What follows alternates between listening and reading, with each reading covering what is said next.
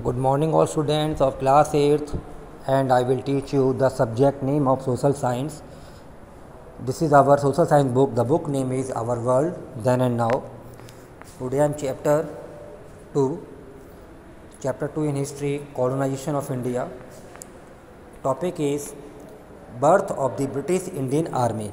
तो बेटा थोड़ा आपको बताना चाहूँगा मैं कि जो इससे पहले वाला टॉपिक है एंग्लो फ्रेंच राइवलरी, जो मैंने आपको प्रीवियस वीडियो में और प्रीवियस ऑनलाइन क्लास में एक्सप्लेन किया था कि जो एंग्लो फ्रेंच राइवलरी हैं उसमें हमारे डच, ब्रिटिश गवर्नमेंट जिसे हम कह सकते हैं colonial government, okay, and French, इन तीनों के बीच में इंडियन ट्रेड को लेकर, मोनोपोली को लेकर आपस में वॉर हुआ था, लड़ाई हुई थी, जिसमें ब्रिटिश गवर्नमेंट्स ने दोनों को डिफीट किया था और यहाँ ब्रिटिश गवर्नमेंट्स की मोनोपोली बनी थी राइट टू ट्रेड में।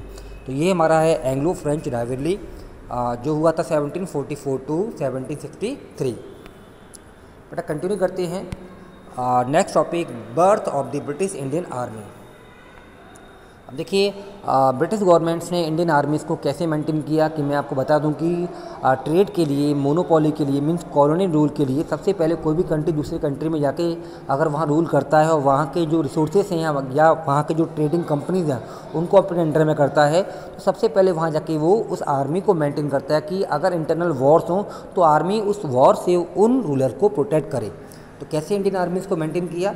The English east India company needed a well-trained army to protect and expand its Indian trade settlement। कि जो ब्रिटिश गवर्नमेंट्स की जो ये कंपनी है जो ब्रिटिश से यहाँ भारत में व्यापार करने आई थी, राइट टू ट्रेड का जो अधिकार लेने आई थी, उसका नाम था English east India company.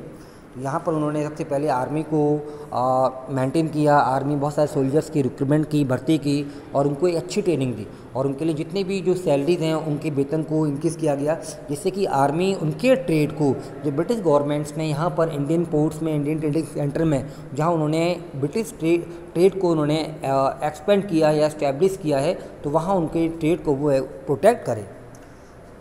Around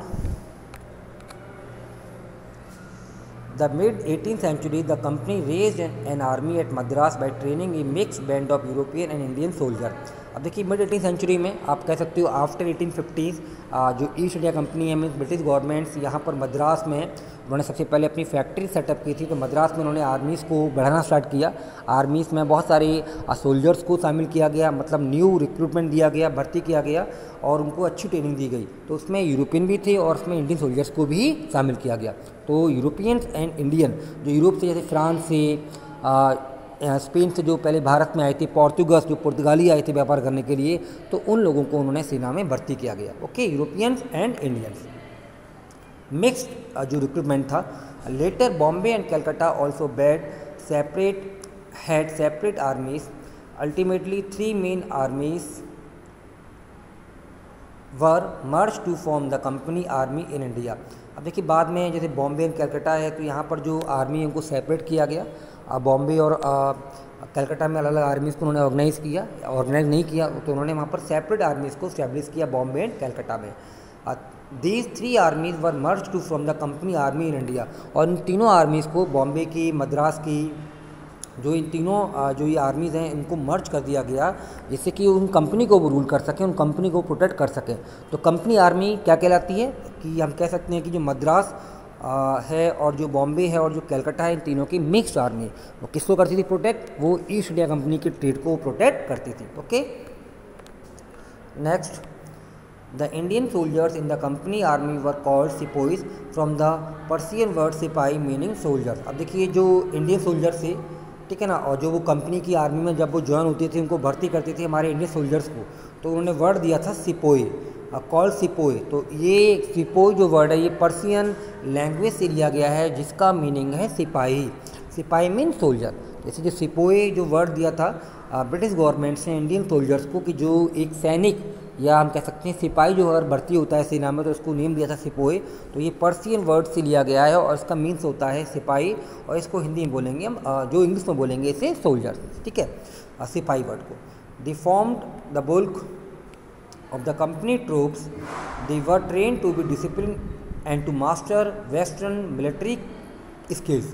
अब देखिए यहाँ पर जो कंपनी ट्रूप्स थी, ट्रूप मतलब सेना, कि यहाँ जो उस कंपनी की जो सेना था उसको बढ़ाया गया, इंक्रीज़ किया गया और उनको एक उनको ट्रेन किया गया डिसिप्लिन मैनर से, ठीक है। और उनको सारी जो ट्रेनिंग दी गई वो वेस्टर्न स्किल्स में दी गई कि जो पश्चिमीकरण है, जो वेस्टर्नाइजेशन है, जो लेटेस्ट जो वेपन्स हैं, इक्विपमेंट है, उनको सिखाया जाए। तो उनको वेल ट्रेन किया गया, किस बेस पर? वेस्टर्न मिलिट्री स्किल्स पर।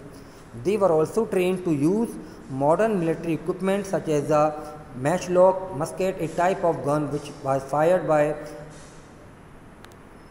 igniting gunpowder with a burning wick serving as a match। अब देखिए मैंने बताया था आपको कि जो लेटेस्ट जो वेपन्स हैं उनसे उनको ट्रेन किया गया। तो जो लेटेस्ट ये गन थी इसे हम बोलेंगे मॉडर्न वेपन्स इक्विपमेंट, कि उनको एक लेटेस्ट इक्विपमेंट मिलें, वेपन्स मिलें, जिससे कि वो जल्दी से जल्दी वो जो उनके अपोजिट है उनको वो किल कर सकें। चलिए कंटिन्यू करते हैं नेक्स्ट वीडियो में।